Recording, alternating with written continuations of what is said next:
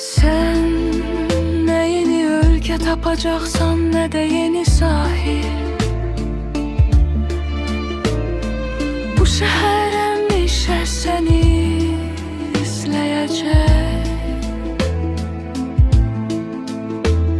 Sen bu küçelerde adımlayacaksan, bu elde yaşlanacaksan, bu evlerde saçlarına dem düşecek.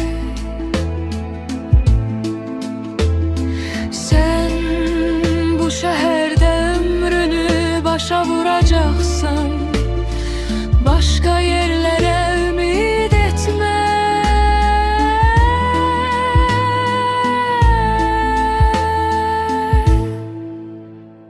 Sen yaparmana ne bir gemi var, ne de senin gitmeyin üçün bir yol. Eğer hayatını burada bu küçük yerde zayi etmişsense, sen onu her yerde zayi edecektin.